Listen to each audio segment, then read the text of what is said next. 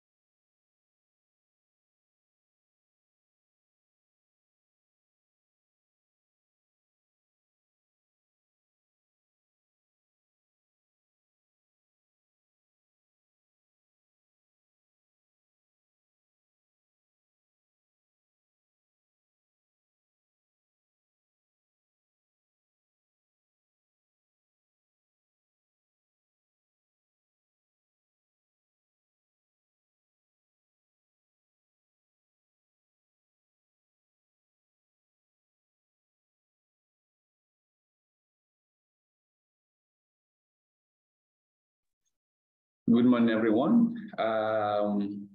We're still waiting for a few people to join us, and maybe like in 5 minutes or less, we're going to just kick off.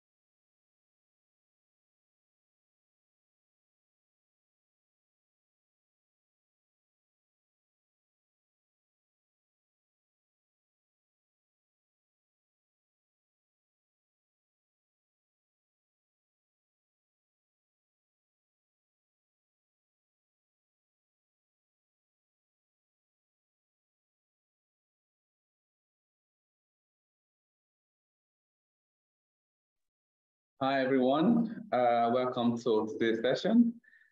Today, we'll be talking about the opportunities in the green and blue economy in entrepreneurship.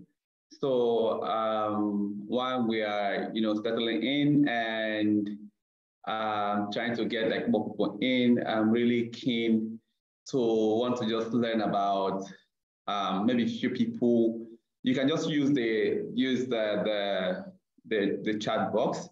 You can just maybe let me know what do you expect from a session like this, and also what comes to your mind when you hear green entrepreneurship or when you hear blue entrepreneurship and all that. So I just wanted to know, either you call it maybe green economy, blue economy, or entrepreneurship. I just wanted to hear like maybe your thoughts, what comes to your mind, and all that. So if you can just use the chat box to just write what comes to your mind, that would be really nice. While we await some just few people to join, then we kick off officially.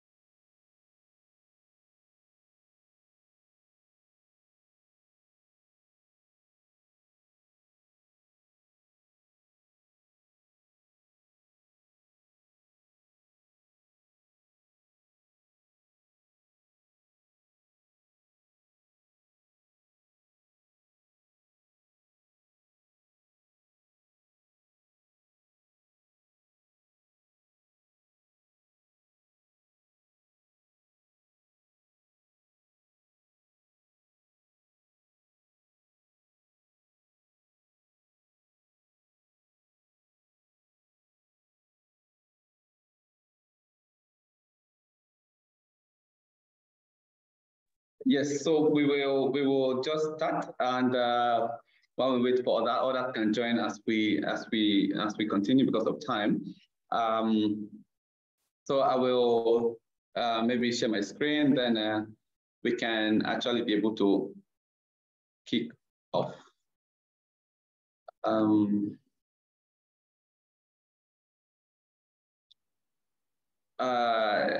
You can see my screen, right? If you can see my screen, then you can just maybe put it in the chat box, and then we can kick off. So my name, I will start by introducing myself and what I do, and also what we'll be discussing today. Along the line, we're going to have some other panelists coming to share their own thoughts and ideas as well. So my name is Francis Omoraje, co-founder at Innovate Ventures. Basically, what I do every day is to support to build very innovative and disruptive tech ventures, and also supporting them to be able to commercialize. So I've been doing this for the past 4 or 5 years in Tanzania, and it's been very amazing supporting and seeing very interesting innovations being scaling up, and also supporting most of them to be able to, build very, very strong and competent teams to be able to lead very commercial, to commercialize their businesses. So for today, I'll be leading the session for opportunities in the green and blue entrepreneurship. And we'll be discussing, it's more like a lot of discussion in terms of like the things about the opportunities there for young people. How do you get to understand the green entrepreneurship? What for people that already have business, how do you kind of transition to running green businesses? For people that don't have business yet, what are the opportunities there? How can you be able to harness it and all that? So same goes to like the blue economy as well, which we are going to touch some of the aspects as well. So today we're going to have 2 to 3 panelists. We're going to have Haika from UNA to talk about climate resilience and how that aligns to what UNA is doing, and also the opportunities for young people. Then I'm going to also now share a lot more in terms of like the opportunities in the green entrepreneurship and what are the principles and how you can be able to lead green businesses. Then in the long run, before the end of the session, we're going to have a breakout session where we are going to now want to hear from you, want to be able to design together. How do you think we can actually be able to foster green entrepreneurship? How do we foster blue entrepreneurship? So want to maybe hear from you in terms of the challenges you're facing currently as innovators, as young people, to be able to start and run successful green-driven businesses. Want to look at what are your recommendations in terms of maybe policies, in terms of incentives, or what kind of support will be required. So in the breakout sessions, you'll be talking about, we want to hear from you and your team in terms of what you think, how we can be able to foster this. And at the end of the breakout sessions, we're going to have each of the group to come to present what they've discussed and what could be the high points that we can take forward after this session. So without wasting much time, I'm going to invite Haika from UNA to give us the presentation on climate resilience. Haika. Hello. Hello, everyone.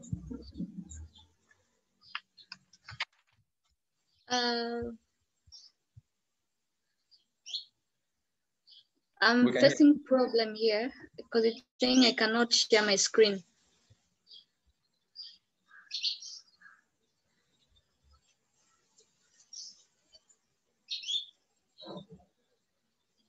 Hello? Yeah, we can hear you, Haika. You're a panelist. You should be able to share your screen, I guess. So can you try again? No, I'm trying, but it keeps on telling me that I cannot share my screen.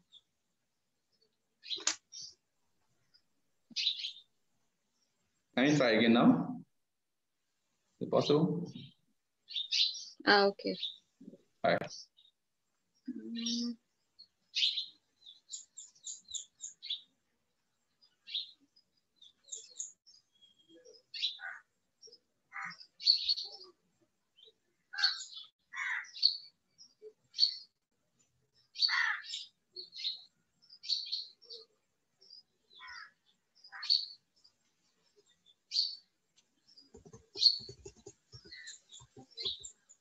Hello, everyone.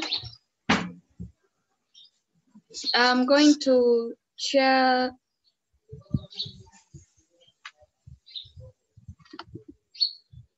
Wait, okay. Oh, yeah. Now it's well set. I'm going to talk about climate change and opportunities for youth in green and blue economy. My bad, I did not introduce myself. I'm Haika Simon, Climate Resilience Officer from United Nations Association of Tanzania. And I'm going to take you through climate change and opportunities for youth in green and blue economy.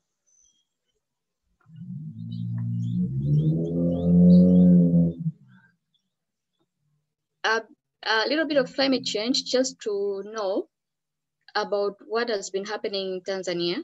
we all know that there is a climate change happening all around the world, and we as Tanzanians, being part of the whole world, we are also facing some of the impacts which are led by climate change. And some of them, as we can see, their temperature rise, differences, the shifts in rainfall patterns, there are floods, there are droughts, it has intensified, but also the melting of the glacier on top of Mount Kilimanjaro, which identifies us as Tanzanians.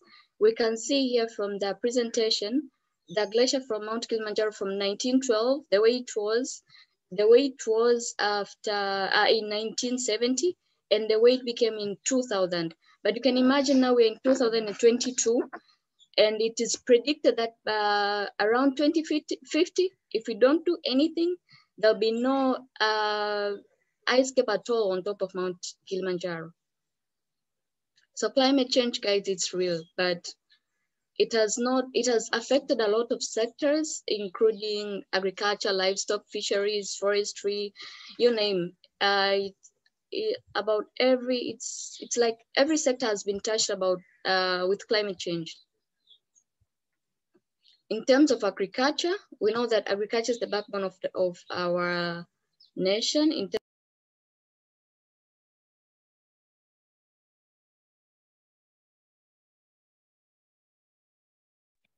Aika, we lost you. You're on mute. You can check. You can unmute yourself.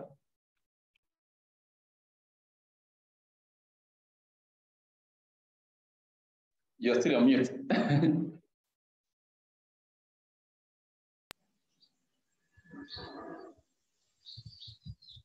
I was in mute since the beginning. Oh. Can you hear me now? Yeah, you were not on mute since the beginning. Just happened like a few seconds ago. So you can just okay. It's the fluctuation of the internet. So we all know that agriculture is the backbone of our nation in terms of economy, and it really makes up like more than 28% of the GDP. And among the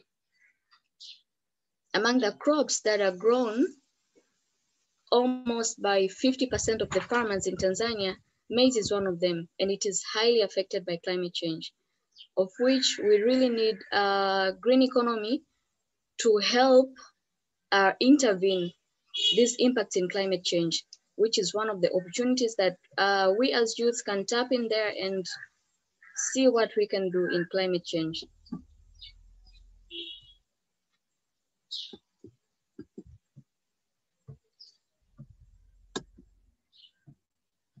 Apart from livestock industry, apart from agricultural industry, there is also livestock, and livestock is really, hello? We can hear you. I could not see the screen. Okay, sorry. Livestock is the biggest contributor in the Tanzanian economy, and we know that a lot of people consume meat on their daily basis, but livestock industry is really affected with drought, which is one of the impacts of climate change. And you can imagine just only from 2009 to 2010, just because of drought only, we lost about 700,000 cattle only located in Arusha region. Now, as climate change impacts keep on increasing and drought intensifies, same as the impacts keeps on intensifying in the livestock industry. But green economy presents an opportunity to tap in the livestock industry too for youth. We can also see that there are impacts in the fishing sector. The picture that is shown in the left shows the corals which are healthy, and the picture that is shown in the right shows the corals which are not healthy. They're bleached corals. They're really affected by climate change. And that is the situation that is happening right now in our country. And by the corals being affected, it means that we affect the natural breeding for the environment for fish. And that means fish cannot be produced as they used to be produced. But we should also remember that most of the fishing community, they're artisans, and they cannot really go deep in the sea to go and fish. That means as an impact of climate change in the fishing sector,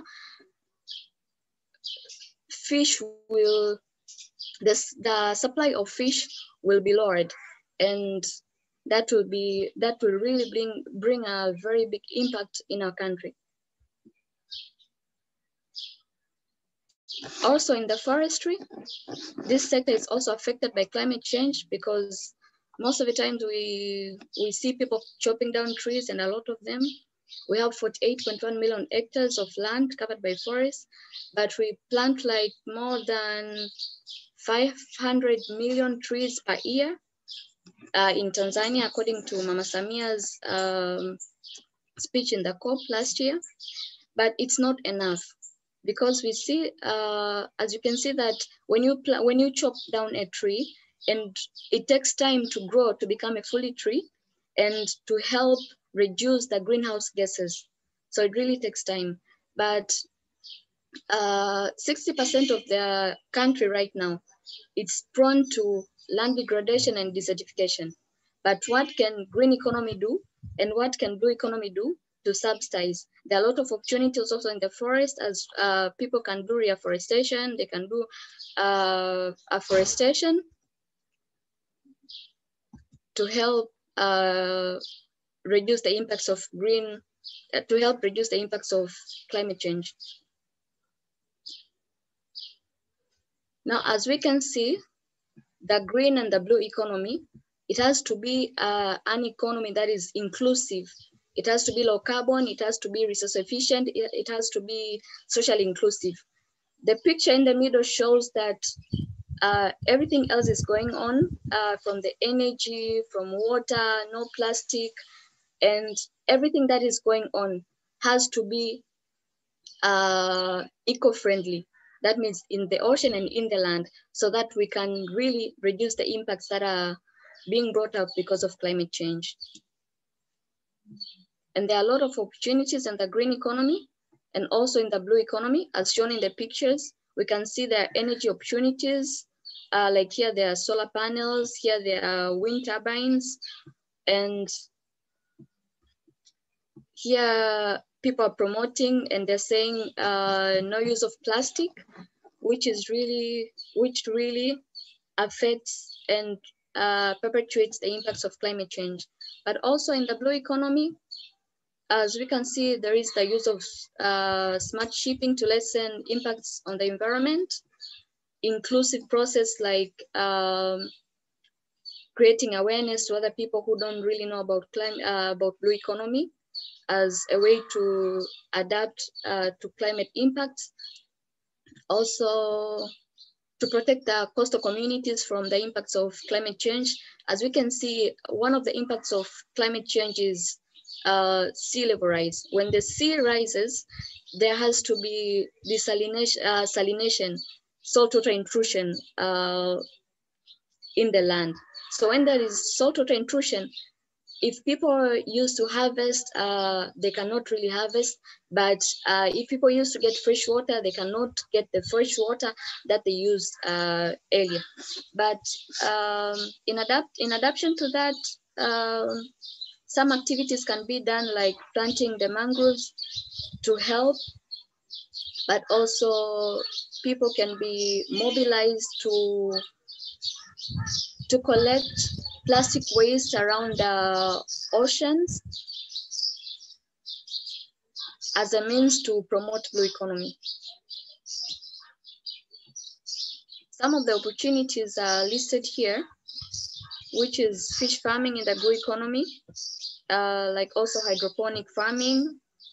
We can also promote zero grazing in the livestock, because in the last session, the previous sessions, the previous slides which I showed you, they are showing the cattle which are really, they're not healthy at all. They're really affected by the drought caused by climate change. But when you practice zero grazing, it helps in the health of the cattle and the health of the after product that is brought. But also we can, some programs like afforestation and reforestation can be done as a means to create awareness in the younger community, for example, in schools, and also in universities, so that everybody can know about the opportunities that are around. Also, in the green opportunities, in the green economy, they present opportunities like renewable energy sources, where we youth can tap opportunities in solar, opportunities in solar energy, opportunities in wind energy or geothermal energy, and anybody can invest in there as a means to promote green economy. But also, another opportunity that we have is to create awareness programs to people by saying no to plastic and changing our behavior on no to on the use of plastic items. For example, when we're used of using plastic straws, we can switch to paper straws. When we're used of using plastic containers, we can switch to using not to use plastic containers and using paper containers. But also in terms of fishing, there is also an opportunity in the blue economy of using cage farming in the fishing, which is really efficient and it is really good for the promotion of ecosystem. It serves as a means to promote blue economy, but also it serves as a means to adapt to the impacts of climate change. And by saying that, it's the end of my session. Thank you for listening.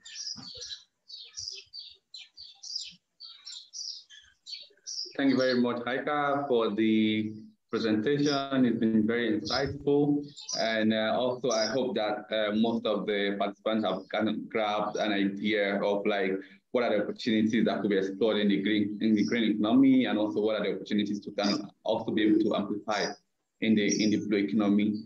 So I don't know, is there any questions? Anybody have any questions for Haika? Any question, or maybe you want to ask at the end of the session? If you have any crucial question, you can actually be able to drop it in the chat box or something, and I'm sure Haika will be able to respond to them. So because of time, we will just also continue. We'll head into now we learn about, like, you know, the impact of climate change, with the role that green economy and blue economy will play in terms of reshaping how we tap or how we address climate resilience and all that. So now we'll just maybe learn more about how do we connect this to entrepreneurship? How does it work? How do we commercialize these opportunities while we are working towards reducing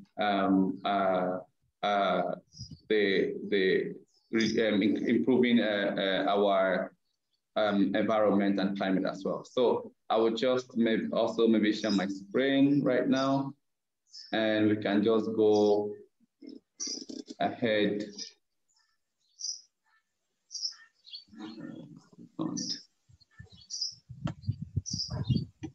All right. All right. Yeah, so this is, we'll just be talking more about today. What we learn is just about the principles of green economy. So when we talk about green economy, it's not just about like the green entrepreneurship or the green opportunities, but also in whatever business you're doing, you have to be thinking through how do you transition in terms of going, like, you know, maybe you know, going carbon neutral, or, you know, transitioning at least to that. So how do you even start using green approach to, you know, running your daily business? So we'll look at, like, you know, for anyone that wants that will be thinking through, okay, what is green economy? What is green business? These are, you'll be able to learn about the kind of principles that you have to think through every day while you are in your business. So we'll also look at how you can identify opportunities in the green and blue sector. And also, if you already have like an ongoing business, how do you start embedding green approach in running your business? And also, we'll be able to look at how do you amplify or build that culture of accountability in your and sustainability in your workplace or in your business, so that you can start cutting down in terms of like carbon emission, wastage of resources, and all that, and start looking in terms of like contributing towards carbon neutral environment for your business. Then what next will be like the breakout room, where we now have to look at each person have to now kind of contribute their own thoughts in terms of like what would be the best way for young people to kind of venture into green or blue entrepreneurship, and what kind of support will be required. And at the end of the day, that will be the article that we're going to do outside of this session, and we'll be able to look at what would be the best intervention programs or strategies that we're going to use to implement most of the recommendations we're going to get from the breakout session. So for this presentation, if maybe I am too fast or you don't understand me, it's just maybe you can put them in the text box, and we'll look at them, and I'll be happy to slow down or be able to answer your question. So currently, if you look at what, just following up in terms of what Heike was presenting, you can look at, she gave example of the Kilimanjaro, the ice melting off, and also like you look at the impact on the maize, on the animal sector, and all that. These are all caused about like our actions really matter to where our climate is going to be in terms of like how we use the plastic, how we emit carbon, and all that. All of this deforestation, all of this are very critical to where we want to be. How are we going to start reviving our country to like a natural green state? So if you look at currently with the World Bank report, it's estimated that Tanzania carbon emission sits at 0.2 metric tons per capita. So what that means is like averaging the usage of emission of carbon per person. So it goes about 0.2 metric tons. So this is naturally, I understand that not everyone is emitting this. This is just an average number. But if you look at big industries emitting a lot of carbon, you see a lot of cars on the road, they are emitting a lot of carbon. So this can actually be able to, we can actually be able to slow this down if we have like commercial ways people are moving, instead of everyone moving into a town with 10,000 cars every day. So what if there's a more smarter way that people can go to work and can be able to cut down the number of carbon emission that each person is contributing? So the Tanzania carbon emission sits at 0.2, which likely is going up. And when you look at the data from 2016 to 2019 to 2021, these are some of the things that really contribute to most of the things that Heike was talking about. And now look at in terms of like the unemployment rate. Unemployment rates for young people is from ILO data sits at 11.5%. This is really high. From my last research, I saw like every year about 800,000 young people graduate from different forms of education, maybe tertiary education, vocational schools, and all that. But actually, there is less than 200,000 available jobs every year. So this is going to be a continuous growth trend in unemployment in Tanzania.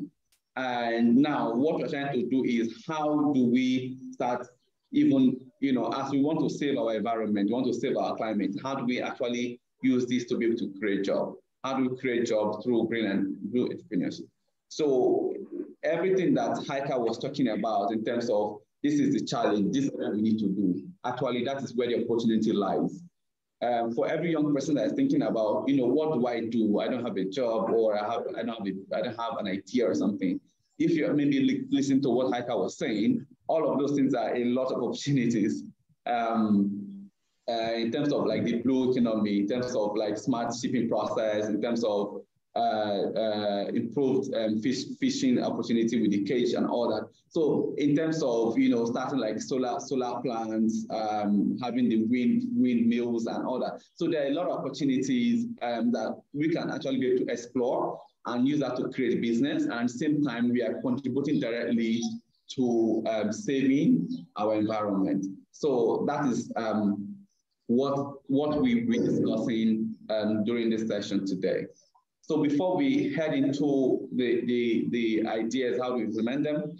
So for people that are actually thinking to start any business, even if it's in the green sector or in the blue sector or otherwise, if you want to be able to embed green approach in your daily activities, even in government sector, private sectors, whatever it is, there are very key principles when you start thinking about, I want to go green, or I want us to start practicing green business. There are some key principles that you must always have in mind. And these are principles that will guide you in terms of your daily decisions on how you are going to start your business or how you are going to continue to run your business. So I'll quickly just run through them. One of them is the well-being principle. So well-being is, you have to ask yourself this question in your business. Is my business very inclusive? Is my business actually providing any harsh impact to anybody? Is my business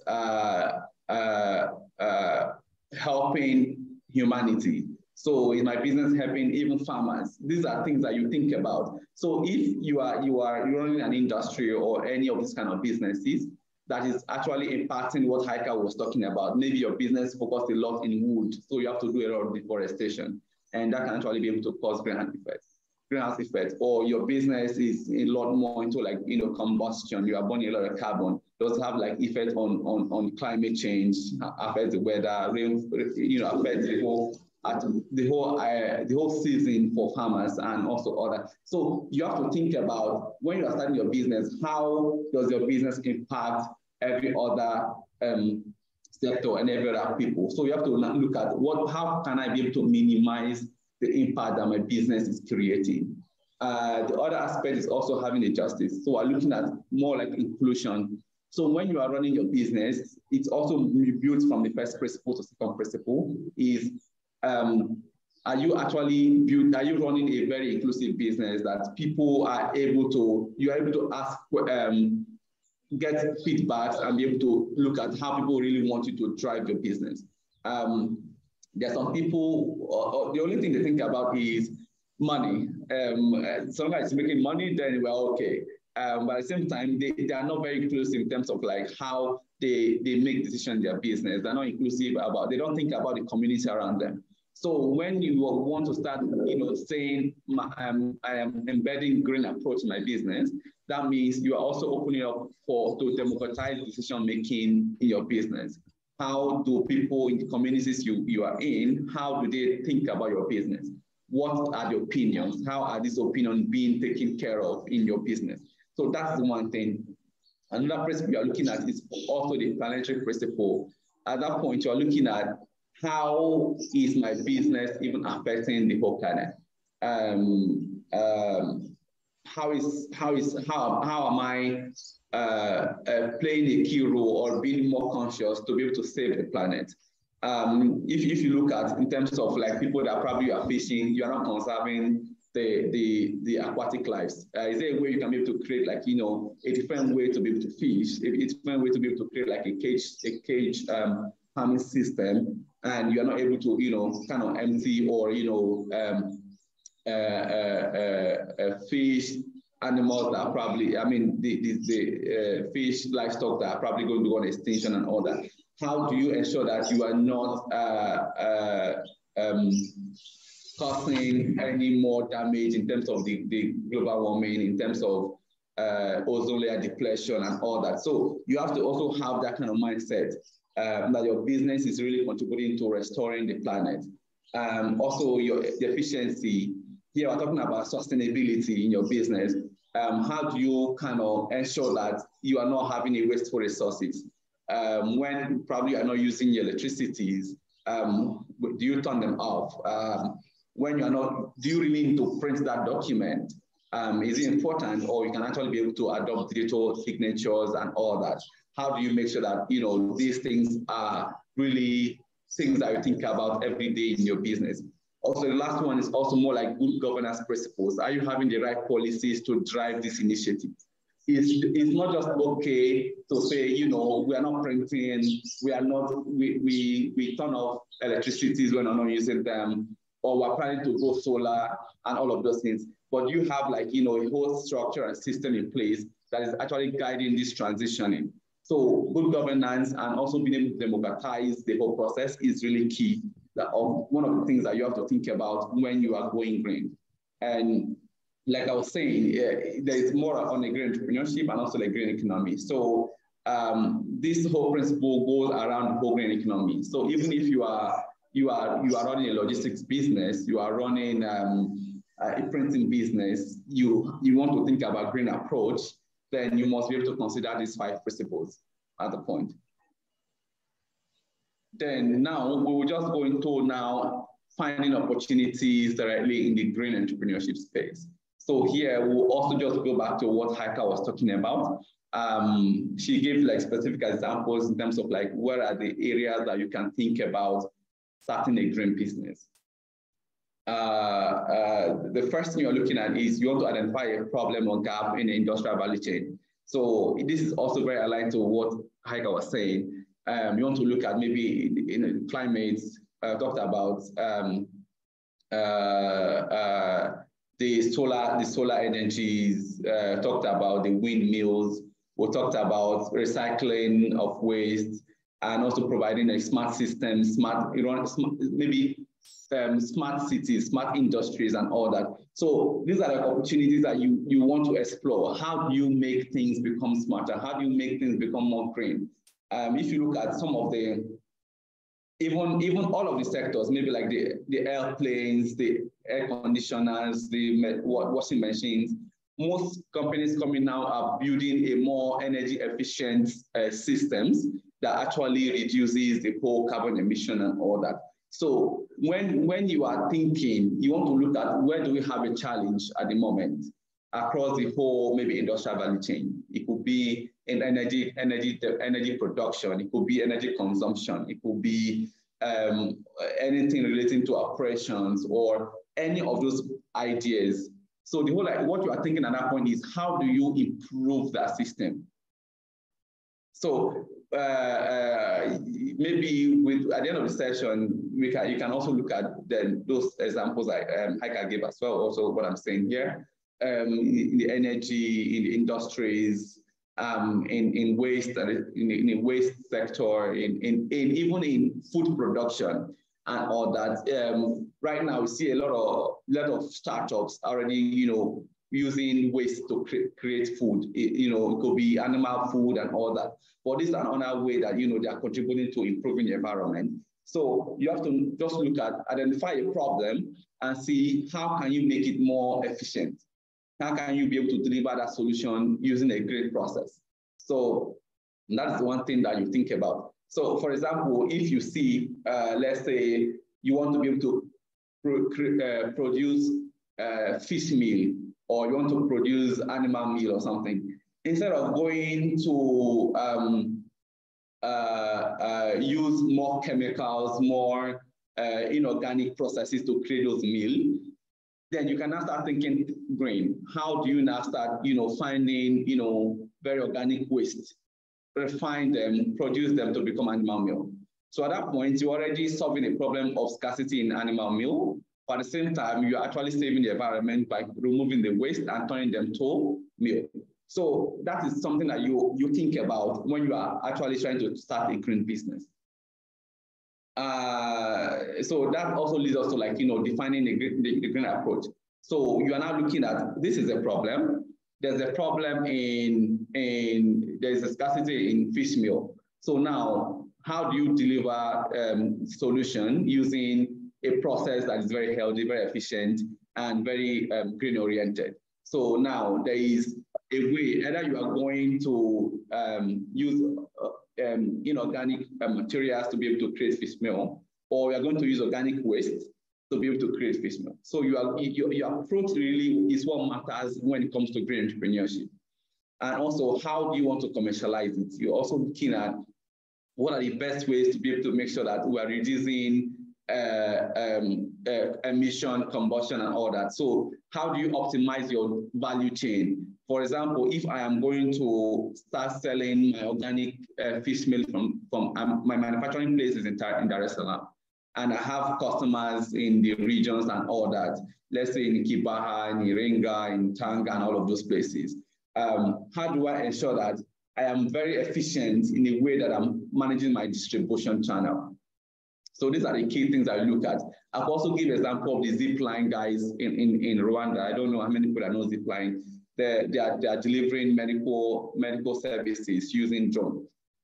So drone is more efficient in terms of less carbon emission and all that. But it will actually be able to decide to use a truck or use any machine that is powered by fuel or inorganic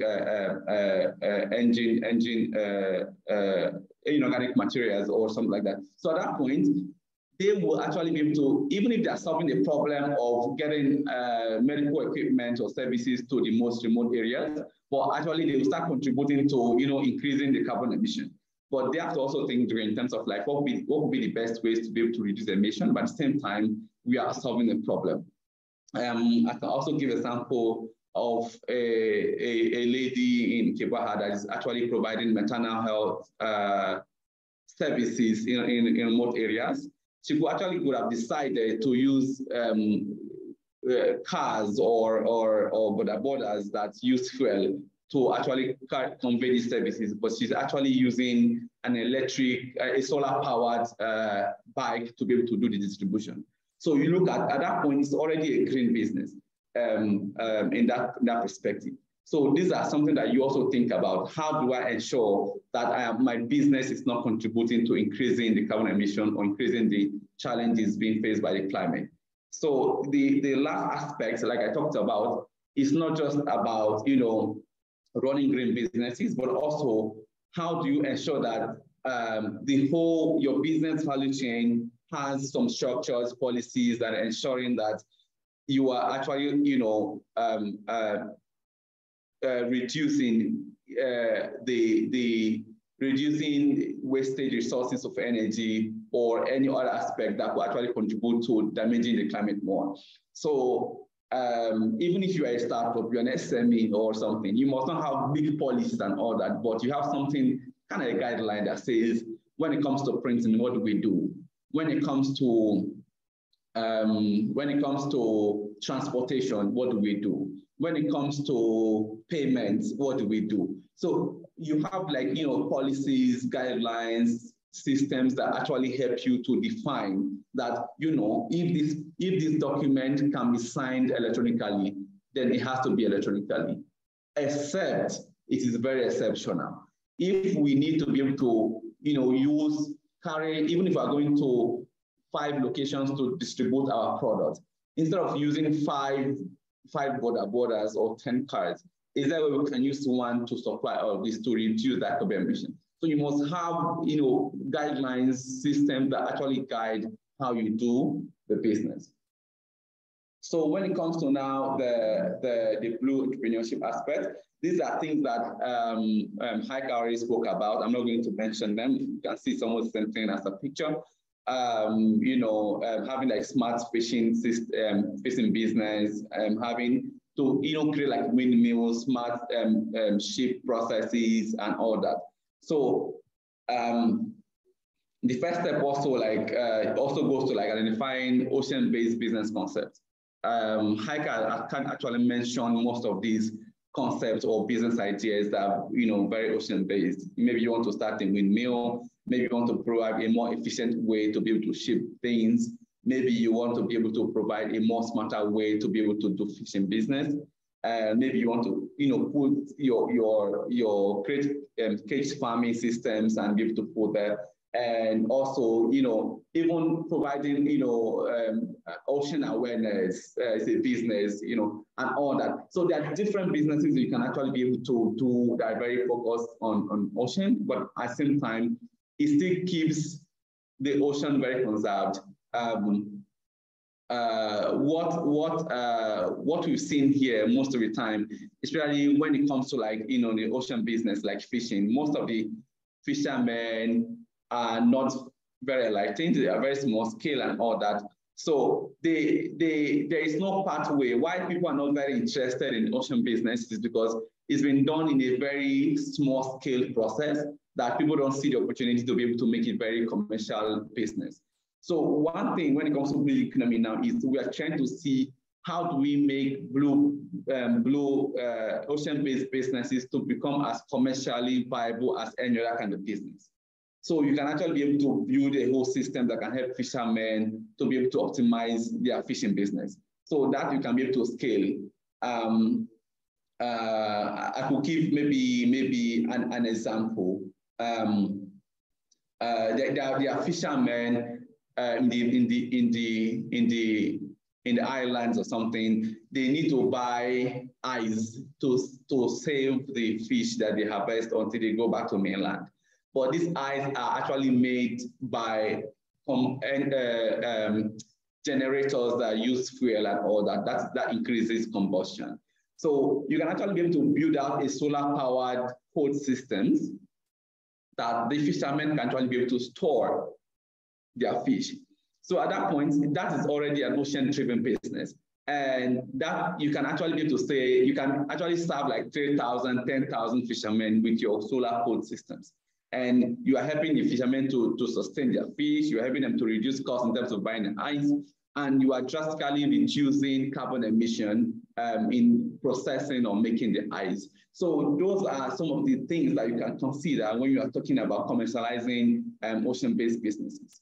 And also, you must also be able to put in a green approach, even if it's an ocean business, in terms of your supply chain methodologies and all that. So it's very important at that point.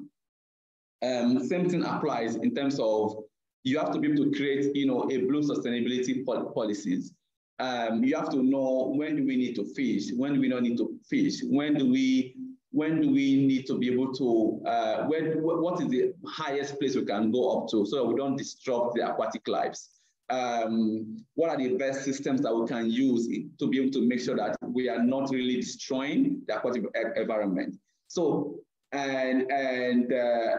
if you are providing, let's say, any services to a fisherman or something like that, how do you make sure that it's not anything chemical based that can be able to spill and damage or destroy lives, aquatic lives? So those are the policies you have to create. I have a ocean-based business. You must have a blue sustainability policy to state what you can do and what you cannot do to ensure that you are conserving the ocean, and at the same time you're optimizing the business and be able to commercialize the business. So when people think about blue economy, it's not just about fishing. This is something that I've seen in a lot of people when you talk about green economy. It's like, I'm not a fisherman. I don't want to do. I don't know. I don't understand, and all that. But it's not. There's a whole value chain that comes to it. The fishermen need to transport their fish. They need to be able to store the fish. There is a windmill. You can actually create energy from the ocean. You can actually be able to do like ocean sports. People that do the what they call it, the kayaking and all that and all. So there's a lot tourism, ocean tourism and all that. So there is a lot of businesses you can actually be able to do using the ocean. So when we talk about blue economy, you need to be able to open up your mind, not just about carrying a canoe to go to fish. No, there is a lot of opportunities that you can even help the fishermen to optimize their business while you are actually doing your own business. So you think about scalability and other aspects. So here we talked about now the opportunities for green entrepreneurship. What are the things you can, areas, sectors that you can be able to identify and be able to do business. and also for blue. So now we want to now think about people, even if you are doing a green business, you are into green entrepreneurship or blue entrepreneurship, or you are even in the area that actually do a lot of combustion and all that. But also you need to be able to start also embedding green approach in your business. I know some people feel like, I'm not doing any solar business. I'm not doing any fishing business. It doesn't concern me. No, it concerns everyone. Everyone must start thinking, how do we make sure that our business is very green oriented? So one of the things here is that we're not saying, today stop using electricity, stop printing, stop. No, it's a process, but it starts with, putting a guideline and being able to know what to start with and all that. So today, one of the ways that you can actually start ensuring that your business is, very green centric is first, you have to practice the 3R policies. You have to reduce your printings. It only prints when it's very important. Now there are, solutions, softwares, for your cloud systems like Google Docs, e-signature platforms where you can be able to create your document, be able to sign, and it's still very official. So reduce in terms of, if you don't print too much paper, then automatically the people making papers will not cut a lot of trees. So that is a direct translation. So some people might think, why shouldn't I print? How does that concern me? So we'll go back to what Heike was talking about, deforestation. Trees are not just used for furniture. Trees are also used to make paper. So if you start printing, you print a lot of papers, you don't use them. That creates a demand for people to go to the bush to cut down the trees so they can make more paper for you to continue to print. So at that point, there is deforestation, which can lead to erosion and greenhouse effect, and that actually affects everyone. So it's important that you think, sustainability in terms of we have to only print when it is very important. Other things you can actually be able to do online, sign and send to people, and it stays online, which is really beautiful and very easy to use. And the other aspect is you recycle. It's not everything that you have to throw away. Some things maybe you can actually use. Maybe you are running a logistics company or something. You have maybe your truck, the tire is already worn out.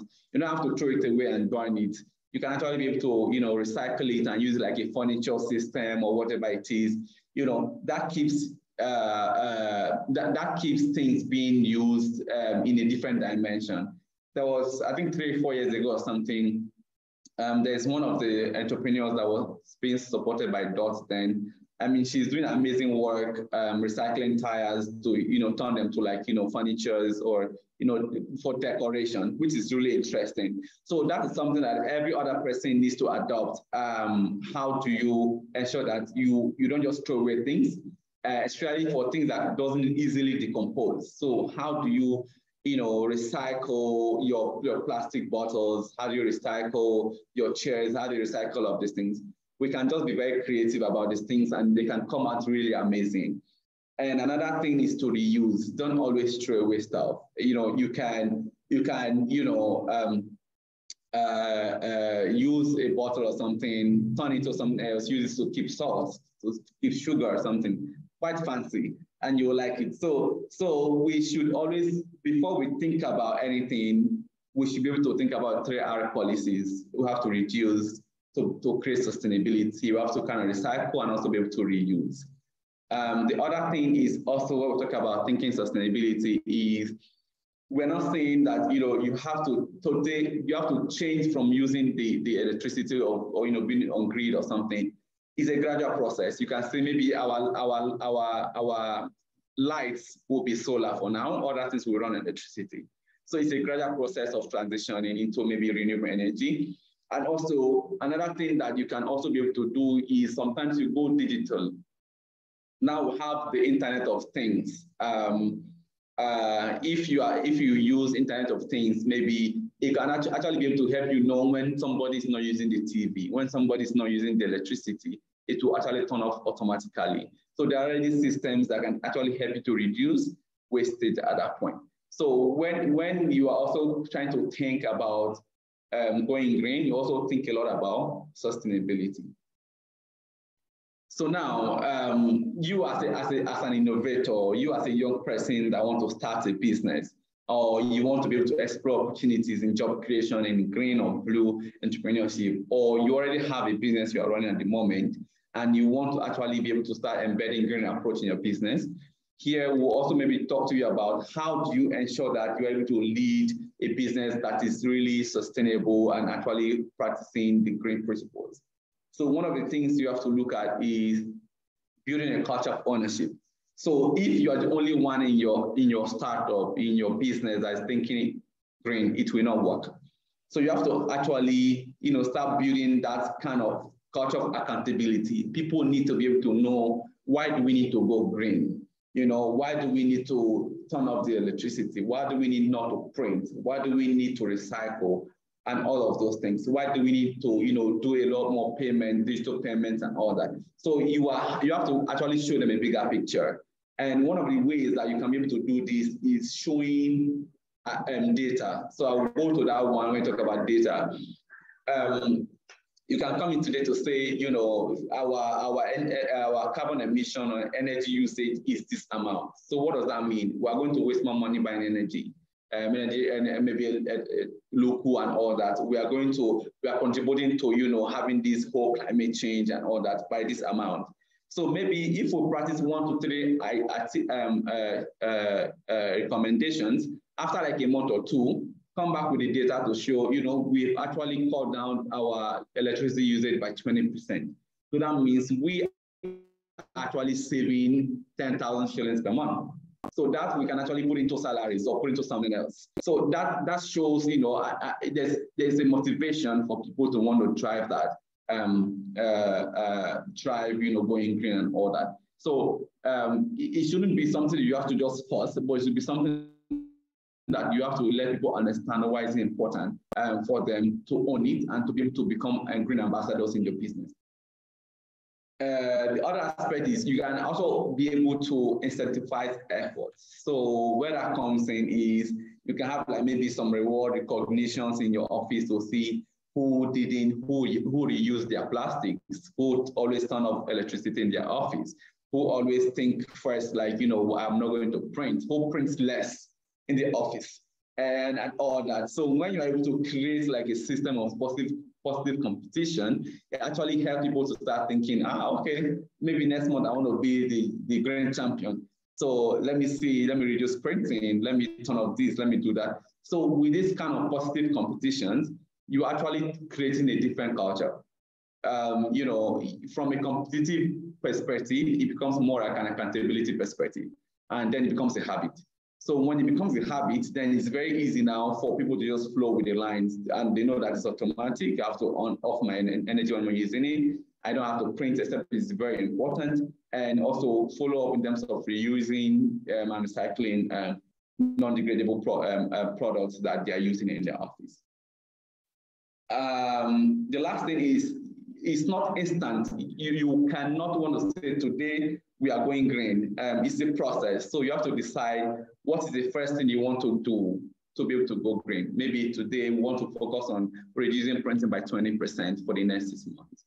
We want to be able to make our lamps solar for the next 6 months. So when that happens, it becomes like a gradual way you are now trying to transition so that it doesn't halt your business operations.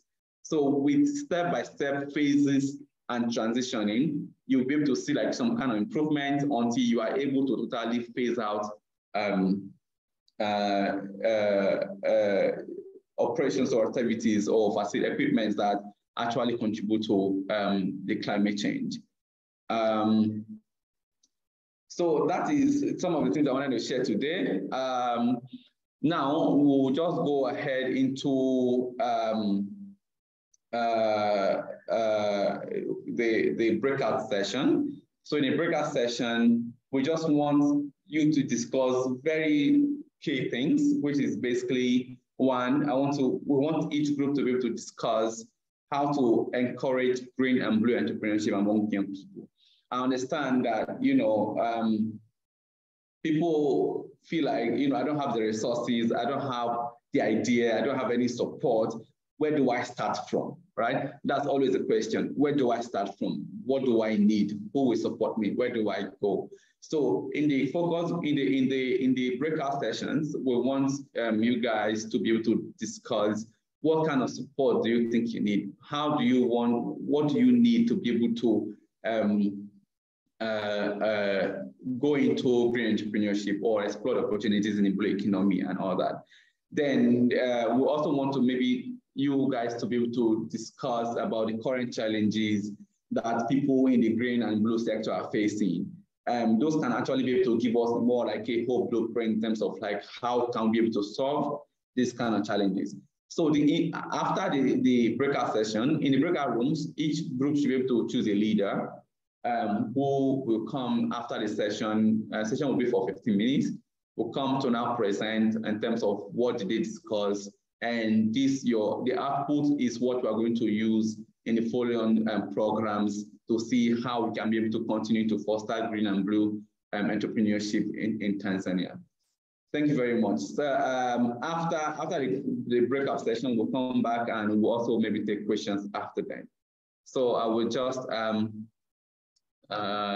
see if we can create the breakout rooms. Just a second.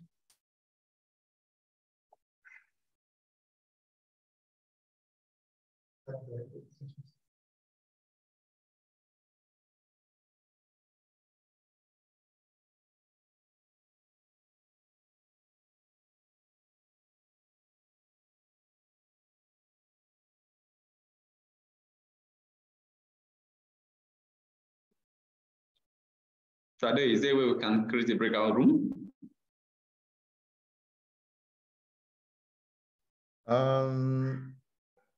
So I was trying to see here in this webinar, we had not enabled the breakout rooms.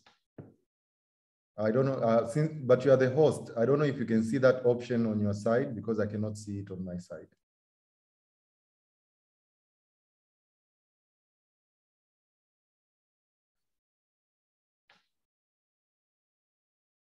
Because yeah, the way the webinar was set up is just for the facilitators to present.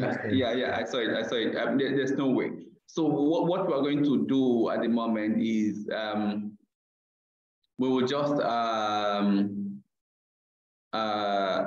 get people to just share. The room is now open to like the participants. Looking at the questions that we've, if you want to speak, you can just raise your hand and we'll be able to give you the mic.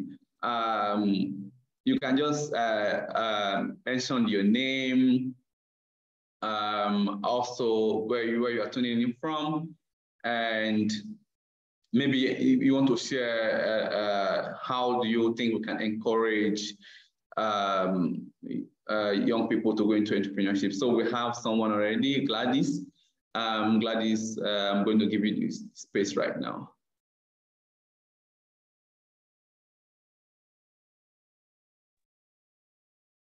Hello. Hi, Hello. Gladys. Hi, hello everybody.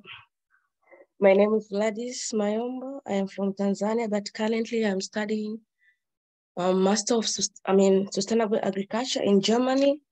And actually, I just like how you presented everything.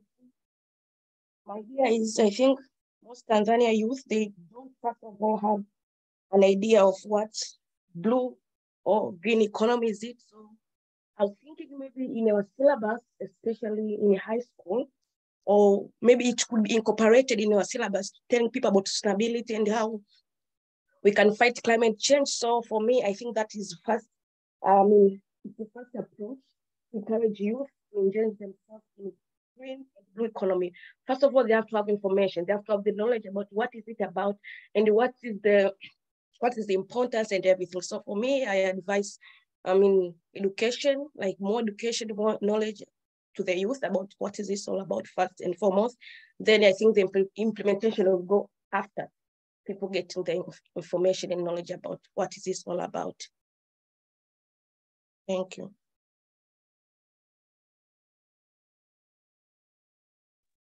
Thank you very much, Gladys, for the inputs.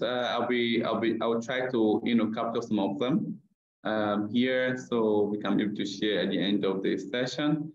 A second.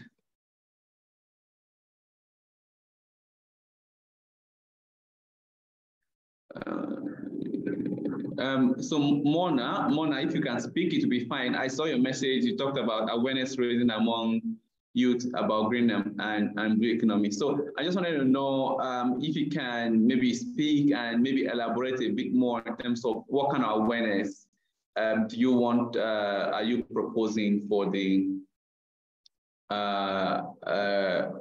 to promote youth green and blue economy amongst young people? Mona, are you able to speak? I can give you the mic.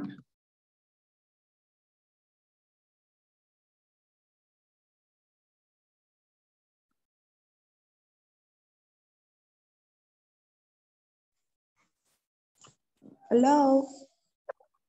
Hi. Hi. So how are you? I'm fine. I'm Mona Mapunda. I'm speaking from Morogoro. I'm a social entrepreneur. I just wanted to add on the previous speaker, but on my side, the awareness raising among youth entrepreneurs, like the former speaker spoke about integrating it in the school curriculum, but just raising awareness among youth, because most of them are not aware of what blue and green economy is. So before we take the next step on talking much about employment opportunities, first they should know what about it and where they can dive in such opportunities. Yeah.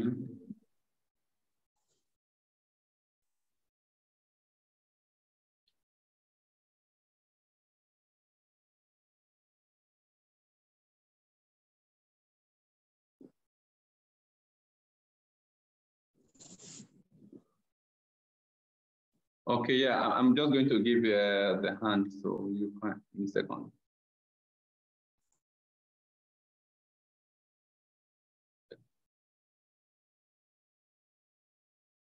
Gladys, you want to speak?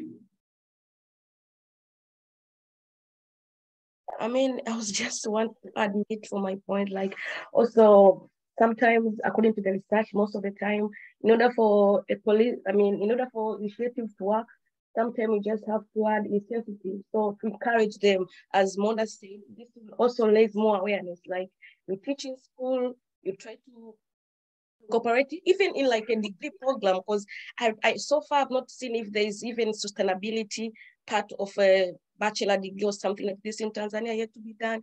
So I think by doing that, it can also encourage youth to understand, green and blue economy and apply it in daily life. And also maybe have all this, concept proposal and sensitive, anybody who has idea for the green or blue economy. Also, this will encourage more youth in green blue economy in Tanzania. Thank you very much, Gladys, for the input. It's really taking. So most of the things we're taking here will be like recommendations, which we're going to work on after this session. So, sorry, Gladys. Tuli.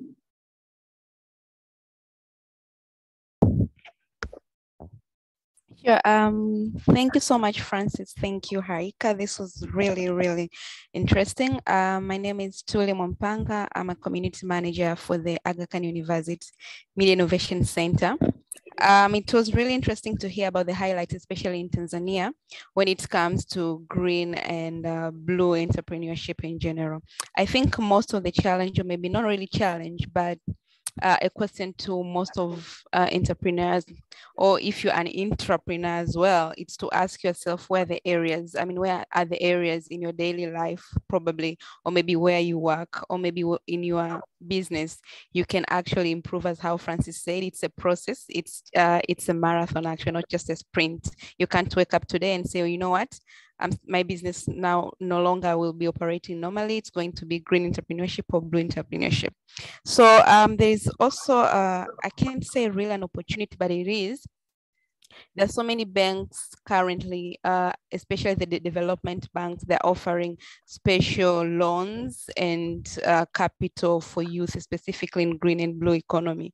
I know one, I think yesterday I heard about Tanzania Agricultural Development Bank. Of course, I once worked there. They're now offering capital in terms of loans for people with great business ideas around blue and green economy. But also, in a few months ago in the Parliament, the Ministry of Agriculture, I think they're also insisting a lot on how youth can tap into opportunities around that sector. So in terms of policy, I know it's a process as well. I'm not speaking on behalf of the government, but I hope as you're starting speaking about it, raising awareness about it, that is how it's really going to work. So I can just wish to emphasize all of us here in this session to actually tap in these opportunities, because that is where the world is generally going now. So thank you so much. And that was my contribution. Thank you very much, Tuli. So yes, I'm going to write it down, not a second right now. So I saw some charts from the group, from the chat box. So I wanted to get Omoraje, if you can maybe share your thought as well in terms of what you wrote in the chat, so it could be easy for me to just put down here.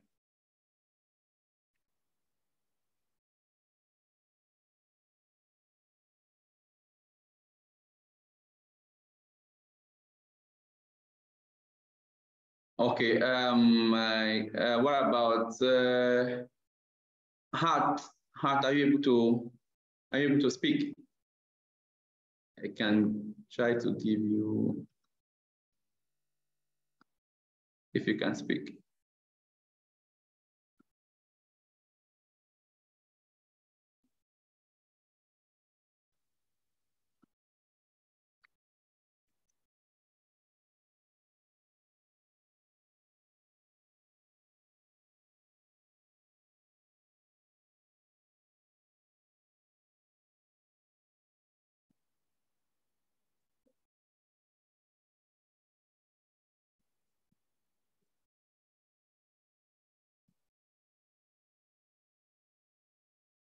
Okay. Hello. Hi. We can hear you. Okay, yeah. So basically it was just to introduce the waste recycling bins. So when you start with kids, since primary, if they can see that recycling bin that says, in this end you put bottles, in this end you put paper waste, in this end you put food waste, that would just help to, just sort at least the waste, and it would make it easier for companies that actually deal with recycling. It would save the time to actually have to pick the waste one by one. There's a lot of workers who have to stand in line, and then they have to start sorting it. But if we actually introduce those waste sorting bins in places, especially like schools, primary schools, so the kids can just grow up with the idea of sorting trash. And then we can also do it in corporations, I believe, companies, banks, hotels, malls, public spaces, so that people can at least start with the waste sorting idea. And that would really help entrepreneurs that work with waste management companies to make their work a lot easier and a lot faster. And it would just help the environment as a whole if people just started to actually sort their waste. But this has to be an initiative where we first introduce this waste recycling bins and actually show people how to use them. And I believe kids can be great ambassadors. So that's why I want to start from lower levels, but then in places like companies, hotels, malls, it will also be great because there's a lot of people going to those spaces all the time. There's high volume of customers. So it'll be something that people can see regularly and you'll be able to adapt easily. So that was just my input. Okay, Hart, thank you for the input. I just wanted to ask, when we talk about people starting up like waste recycling bins in schools or in public places or something, is this something that you want, is like a government initiative, or you think like it's an innovation that somebody could actually venture into to create, you know, there's one in Nigeria, it's called Trash Coin. So what it means is that they've set up like, you know, waste collection points where you can actually be able to put in some kind of waste in some kind of bin. So there's organic waste bin, there is inorganic waste bin and all that. So this is actually bins and innovation run by an entrepreneur and all that. So I just wanted to know from your perspective, are you talking about, you know, innovations that being led by individuals, or you're talking about maybe government taking initiatives to be able to set up these things in schools and all that? I think the best option would be a private-public partnership. That way you'd have policymakers on one side, then somebody's initiative on the other side, and they can come together. I think normally when you're just trying to do it on your own, sometimes the scale of the country might be just too large and people might not be very accepting.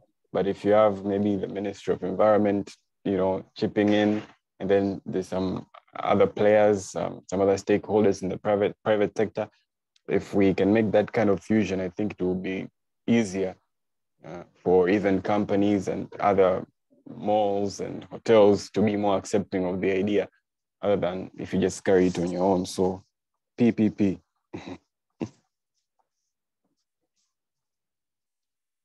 Great.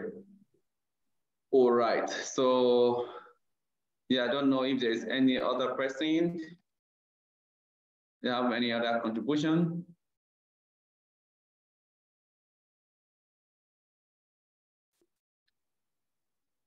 So we have about 5 minutes to end the session. So if we'll just, you know, combine the comments and questions together. So if there is if you have any question you want to ask about the program, about opportunities around green and blue entrepreneurship, what the ecosystem is doing, and all that, this is the time for you to be able to ask any questions or any comments in the next 5 minutes before we round up the session. You can be able to raise your hand if you want to speak.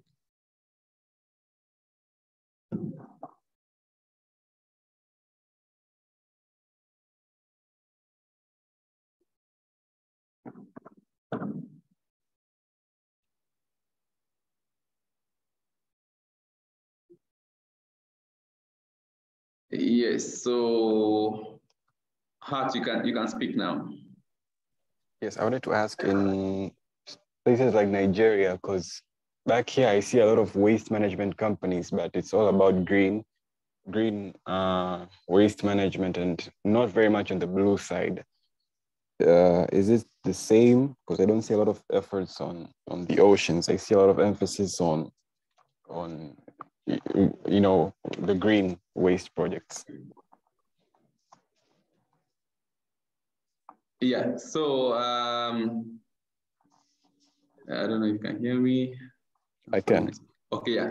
So it's the same. I mean, there is, when this innovation thing came about green and blue and all that, there's been a lot more emphasis, policies, incentives on green economy. So that's why you see like a lot of innovations, a lot of people, both government, private sectors are really focused on driving that. It's just recently that the blue economy became a thing. Everyone was just focused a lot in terms of like, you know, like COP, COP, all of those, you know, even most of the UN strategies and all that was very focused on, you know, reducing building climate resilience, reducing carbon emission, and all that. So there was a lot of effort that put in there. Blue economy is just something that is trying to get momentum right now, and I'm very sure, like, hopefully in the coming years, it's going to be something that, I mean, it's very commercial. It's a commercial concept, and in the coming years, it's going to be something that also be as big as green economy. I think that's why that's why UNE actually kind of embedded blue economy in this kind of conversations. And I'm very sure, like, in upcoming conversations and all that, there will be a lot more also, a lot of talks which will go into, like, sustainable ocean business as well, which will definitely grow as big as green. Okay, maybe we can introduce a blue bond, a green bond, Yeah, definitely. bring the financial markets in. I think that would also play a role. Definitely. Those are some kind of incentives that, can be able to drive a lot of innovations. When we have, like, like having, like, blue bonds and green bonds and all that, that could be very interesting as well. Alexa has posted in the group, the ocean today suffers from plastic waste, and it could be more valuable to produce and use products that can be reused instead of using a single-use product. This could serve the ocean and marine living things. Yeah, definitely. I think this is also something that Heike also mentioned in a presentation. Why people are going to be producing, we want to be able to go from a demand perspective. Supply will definitely reduce when demand reduces. So if we have a lot more organizations, businesses that are reusing, then the manufacturers will definitely reduce the number of one-time products that they are manufacturing and other points. So we want to be able to take the conversations to businesses, entrepreneurs, organizations, to start looking, using the 3R policies, reuse, recycle, and reduce. So when all of this happens from the consumption perspective, then it becomes very easy to reduce the demand, and that will definitely reduce the manufacturing rate of those one-time products. Before we close, I think we have Faraji's hand up. Faraji? Hi, can you hear me? Yes.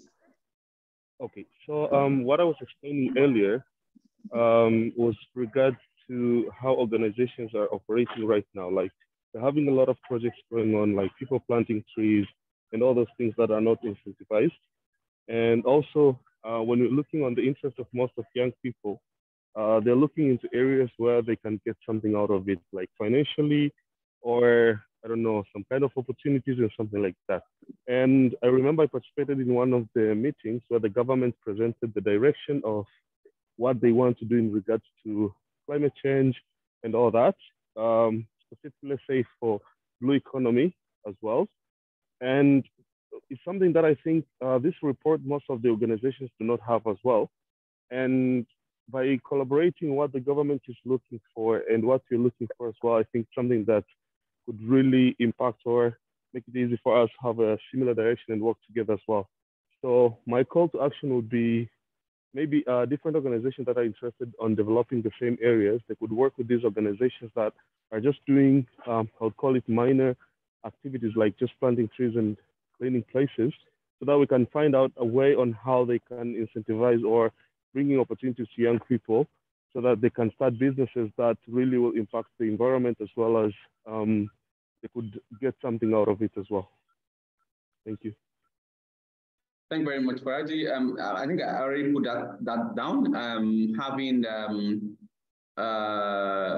specific programs to commercialize blue and green innovations. I think that is really, really very important.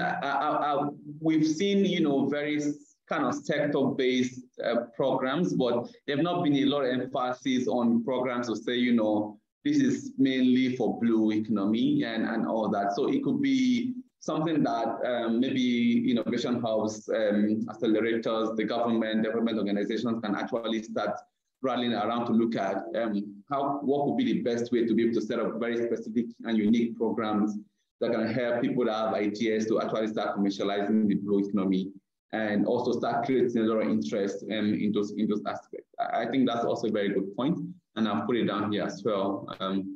So we are almost at the end of this session. So I would like to say a very big thank you to all of the participants, the moderators that showed up, and everyone for your contribution. And certainly this is the beginning of the conversation. It's been very exciting and also enlightening. And we're looking forward to see how we can be able to further develop the recommendations into something that would drive inclusiveness and be able to give a more rise to and demand for the green and blue economy. Yeah, so Faraji, yeah, we will also look at the reports, and maybe when we're sending out the output, we can also be able to add a report to it. Thank you, everyone. And also thank you very much, DOT Tanzania, for putting this together. And we're looking forward to having more young people taking actions in building a more resilient climate, and also facilitating job creation in the green entrepreneurship and blue entrepreneurship through green and blue entrepreneurship. Thank you, everyone, and looking forward to future connections. Have a lovely day ahead. Thank you, Francis. You too. Have a wonderful day.